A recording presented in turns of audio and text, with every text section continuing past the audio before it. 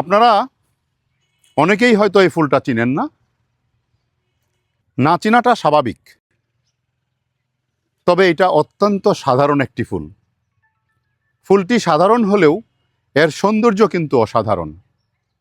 এর বাংলায় আমরা যেটাকে বলি কসমস, আসলে এর বাংলা কোনো নাম নেই, ইংরেজি নামটাই বাংলা নামে পরিণত হয়েছে। এই ফুলটি যখন বাগানে ফুটে বাগানের সৌন্দর্যকে কি পরিমাণ সাজিয়ে তুলে আপনারা নিশ্চয়ই একটু বুঝতে পারছেন। এই যে সৌন্দর্য, এই সৌন্দর্যে নিশ্চয়ই আপনার মন ভালো হয়েছে, তাই না?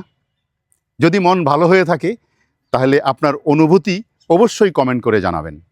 এই যে ফুলটা কসমস, বিশেষ করে শীতকালীন ফুল, বাগানে থাকলে, বাড়ির আঙিনায় থাকলে সৌন্দর্যকে যে কতটুকু বাড়িয়ে দেয় আপনারা নিশ্চয়ই এই যে বাতাসে দুলছে তা দেখে বুঝতে পারছেন। এছাড়াও এর বিশেষ কিছু গুরুত্ব রয়েছে।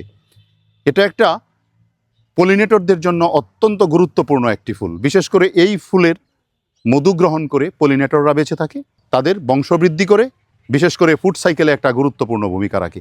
সুতরাং একটা ফুল কখনোই শুধু সৌন্দর্যের প্রতীক নয়। একটা ফুল যেমন সৌন্দর্যের প্রতীক, ভালোবাসার প্রতীক, শুভ্রতার প্রতীক, এমনকি একটা ফুল আপনার জীবনের জন্যও অত্যন্ত দামি এবং গুরুত্বপূর্ণ। কেননা যদি পলিনেটররা এই ফুলের মধু না খেতে পারত তাহলে তারা পরাগায়ন করতে পারতো না, তারা বেঁচে থাকতে পারতো না। এক ফুল থেকে আরেক ফুলে যে পরাগায়ন করতে না পারলে, বেঁচে না থাকতে পারলে ফুড সাইকেল কীভাবে টিকবে? যদি ফুড সাইকেল না টিকে তাহলে আপনি, আমি, আমরা যারা মানুষ আছি তারা কীভাবে টিকে থাকবো?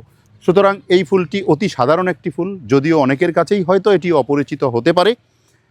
তবে যারা যারা এই ফুলটাকে আগে থেকে চিনতেন অবশ্যই কমেন্ট করে জানাবেন। আর যদি কেউ আগে থেকে নাও চিনে থাকেন তাহলেও কমেন্ট করে জানাবেন, তাদের জানার সুযোগ হলো।